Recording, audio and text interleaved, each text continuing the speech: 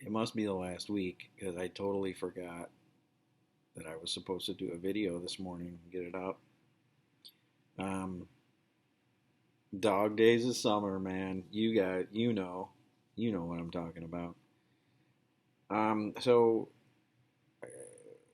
we're finishing up here, um, and I threw a bunch of sketches at you um,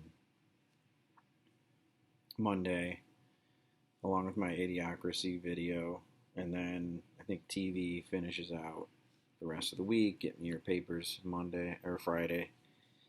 Um, so I just wanted to talk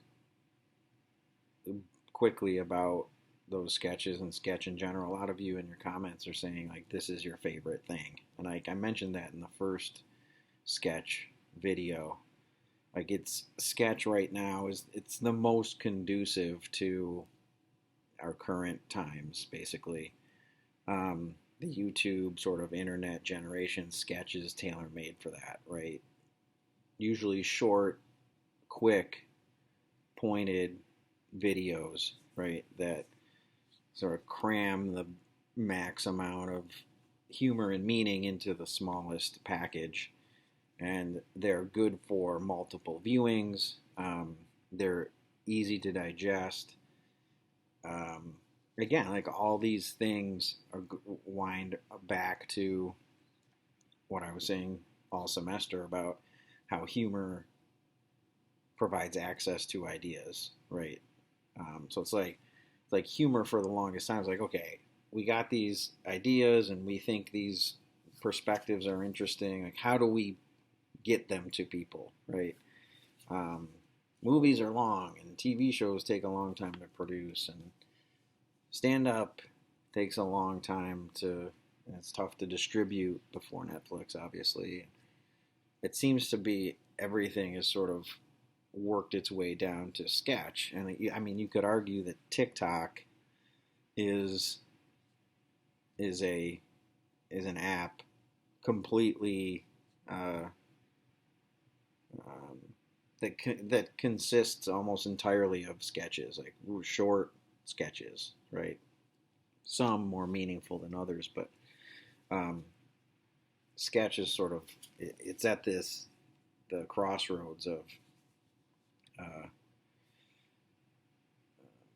technology and humor and media and meaning and all of these things come together. Like this is the most sort of efficient way. Um, so I wanted to talk about just some of the sketches specifically. The first one I want to talk about was the dueling hats, the Key and Peele dueling hats sketch. That that I put in there to show you some sketch theory, basically. That sketch follows perfectly the formula of a sketch, the way sketches are generally written, right? You start with an idea, or what they call a game. And in that sketch, the idea was each guy wants to have the newest, freshest hat, right? So that starts with a very simple what would happen. So the guy walks up, he's got a new hat, the other guy gets jealous. He has to top him. So that's the game. The game then is exaggeration to the point of realization. They keep exaggerating until it's completely absurd, right? That's how most sketches develop to the point where it gets to the end and you're like laughing at the absurdity. So you're either laughing at the absurdity or the misdirection. If it goes completely, it takes a right turn when you don't expect it to.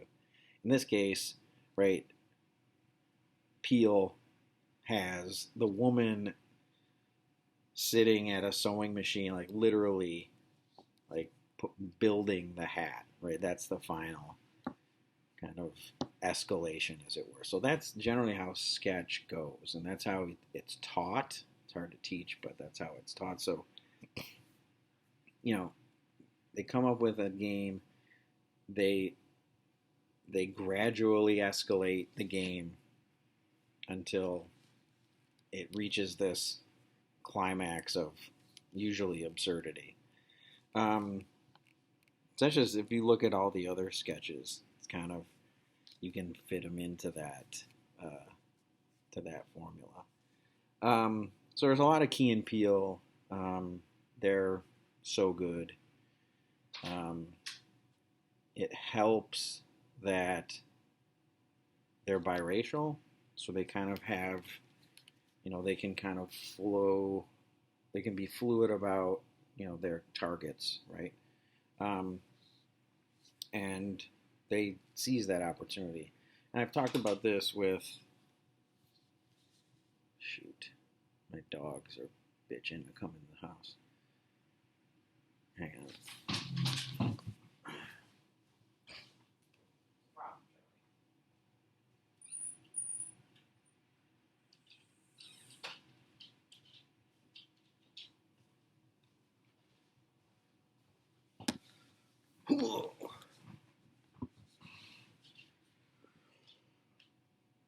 What was I saying? Something about Key and Peele. They sort of picked up where Chappelle left off, and I might have mentioned this in the description. I had a big fight with a kid in class years ago about, Key and Peele suck because they're just a Chappelle ripoff, which is, just a dumb argument to make. But I had to engage this guy. Like, it's just dumb. If you look at Chappelle, as brilliant as he was, his main focus was race, right? And I showed you the first sketch he ever aired was that Clayton Bigsby, blind black white supremacist sketch, which was, earth-shattering and groundbreaking when it came out in the early 2000s. Like, Chappelle's focus was on race. If you watch the entirety of his show, it's pretty tone deaf in areas outside of race, with women, homosexuality, and things like that. It's pretty tone deaf. And I think Key and Peele, as some of you mentioned, like, it's a copycat. TV especially is a copycat industry. If something works, let's beat it, till it doesn't anymore, right? Reality TV, let's look at how it's escalated from basically like the Real World to now, like, there's 10 Real Housewives, whatever. But sketch is sort of the same way. And TV especially is sort of learns from, good TV shows learn from their forebears. So Key and Peele were like, all right, let's do race stuff. Obviously, we're two biracial guys.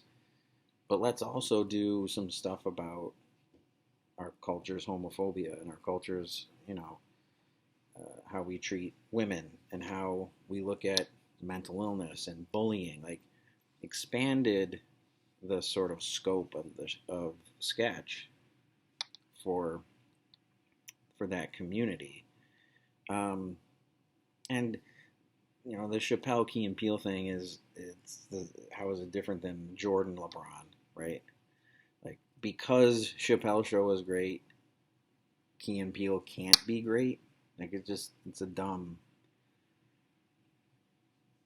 a very flawed argument to make, let's put it that way. But that Clayton Bigsby sketch is groundbreaking.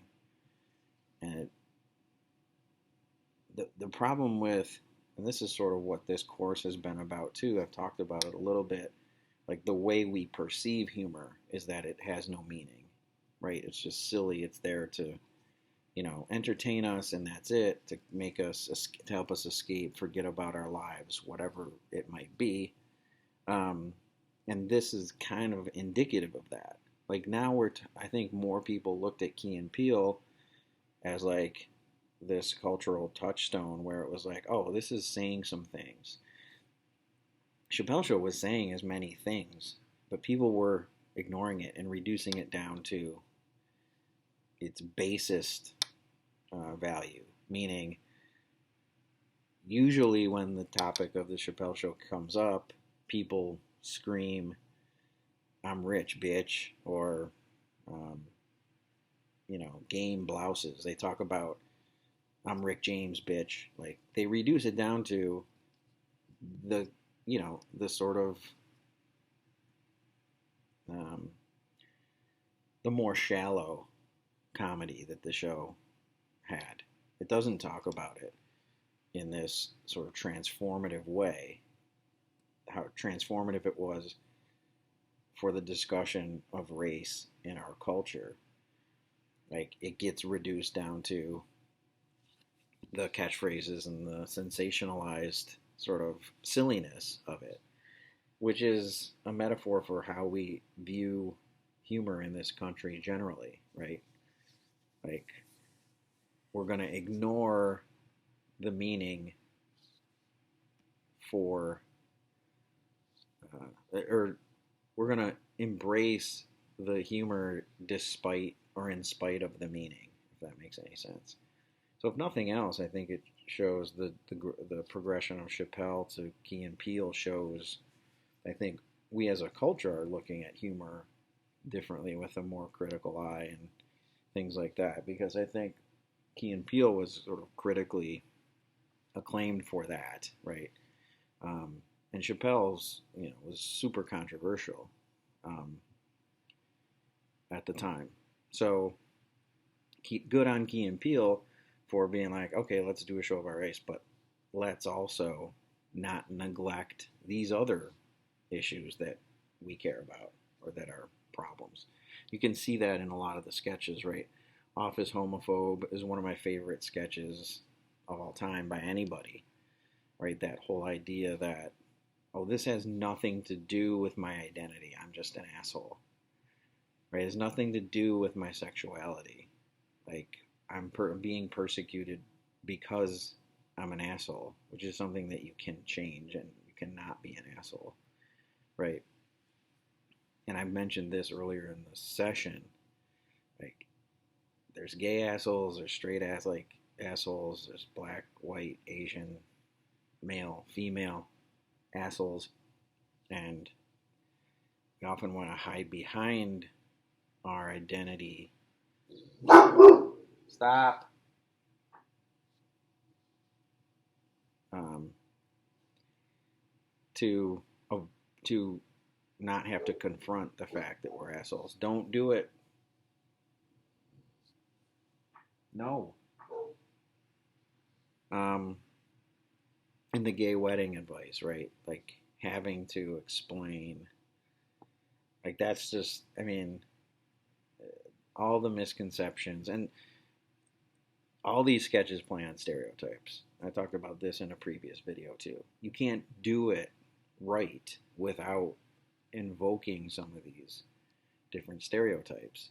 You have to first put it out there to dismantle it. I think Chappelle was one of the first to do that blatantly. And you saw that in the Clayton Bigsby sketch. So I wanted to put in, like, I've talked a little bit, probably not enough, about how comedy is a voice for the voiceless, provides a voice for the voiceless. Like, the multicultural aspect of these sketches that I showed you, right? So you have Key and Peele, biracial, Chappelle's African American, Alternatino is Latinx. Like, I think really good sketches from this sort of Latinx point of view. The Black Lady Sketch Show, this black female, which is a voice that is doubly silenced over the course of time. The Funny or Die sketches about women, especially like if women ran Hollywood, sort of the double standard and things like that. So it's women and black women and biracial, Latinx, like all of that is so interesting. And then, Sacha Baron Cohen's Who is America, which is just like in another stratosphere in terms of, its whole approach. But those Alternatino sketches, um, are so good. That Statue of Liberty about conservatives wanting to rewrite the the passage that's on the Statue of Liberty, that literally happened.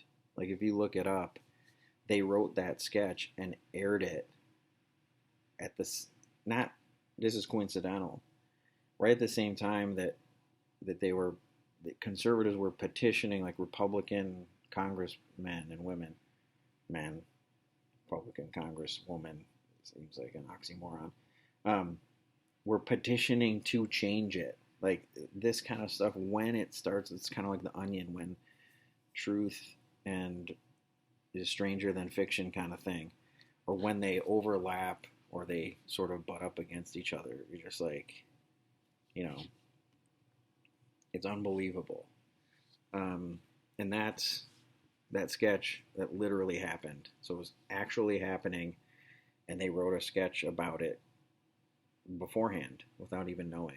They sort of came out at the same time. And then just it sort of, what the Welcome to America sketch, I think, really does a good job of showing, just reframing how we think about our world. I think that's what most of these sketches are about, in a really broad sense, right? So I love Alternatino. And what's his name?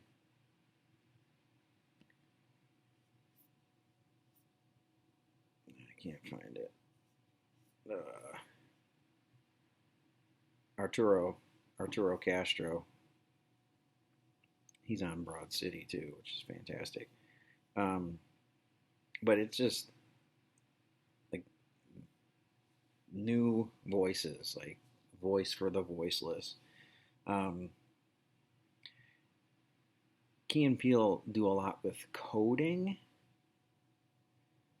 and code switching and things like that, like how our culture is coded against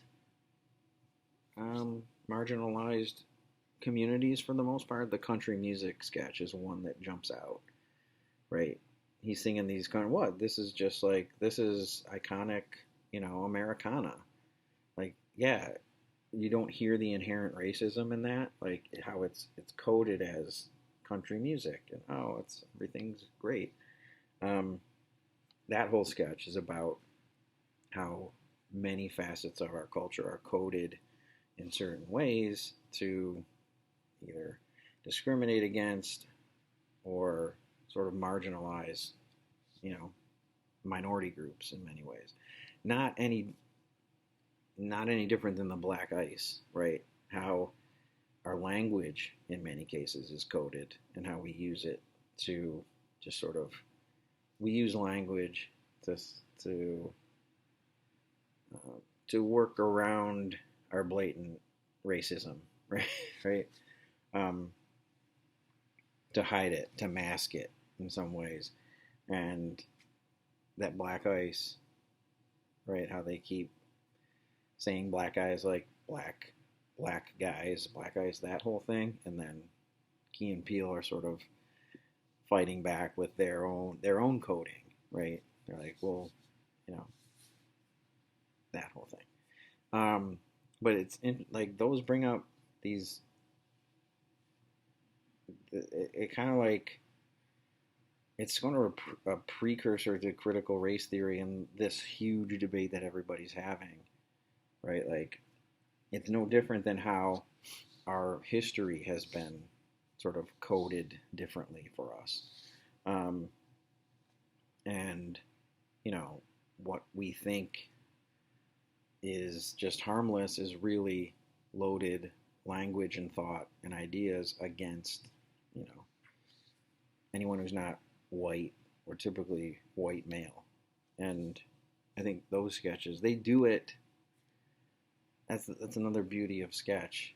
It doesn't always, it rarely just beats you over the head. I mean, I get the the exaggeration to the point of realization, but I don't think it's preachy, um, which is interesting. It's kind of, yeah, it's kind of just like, look at this. Like, that's kind of what I've always stood by, is like, comedy doesn't care what you do with it. It just cares that you do something, that you think about it, you know? Um, it's like, these things are happening. We're going to exaggerate it till you realize it, and then hopefully, you know, take this, brother, may it serve you well, um, kind of thing. I'm looking at just specific sketches. Um, I think you should leave with Tim Robinson. I only had one sketch in there. It's the door where he tries to open the door the wrong way. Um, if you haven't watched I Think You Should Leave, there's 2 seasons on Netflix now of it. It's just so good.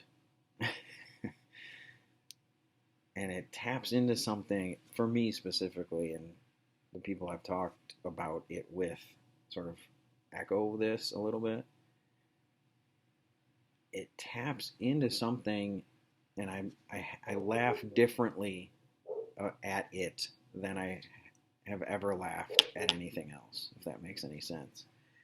Um, but the first season specifically, the second season I haven't looked at enough to really be able to give you more analysis. But the first season, most of the sketches are extremely poignant for this day and age, and that the main character, it's usually Tim Robinson's character, is wrong but refuses to admit he's wrong, and the outcome of that, right? The fallout of that.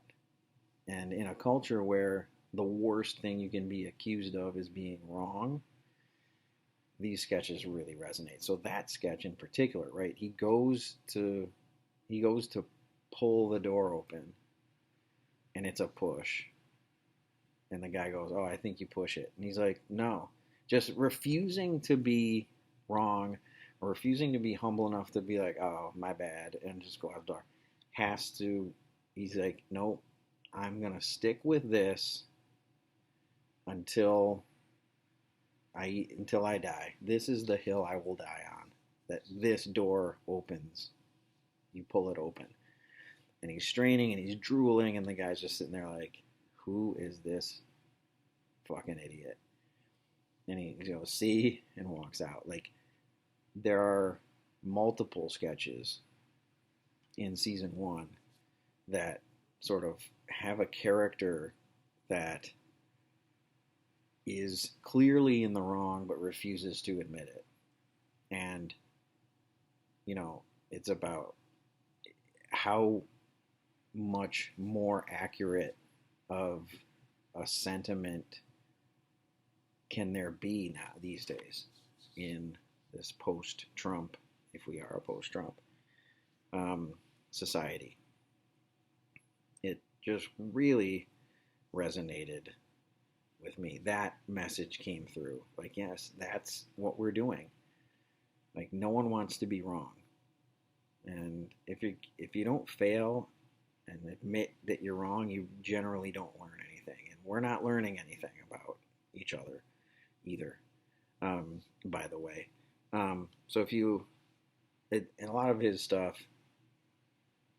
a lot of I Think You Should Leave is super absurd, but I think, again, that's a metaphor. Like, the culture we live in right now is absolutely absurd.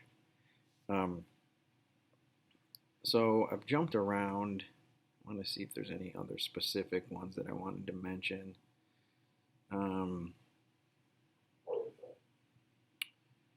No, I think that's it. Anyway, I'll leave you with that. And I should have I mean, I should have a video up on Friday about BoJack, which I believe is what posted today. So, all right, bye.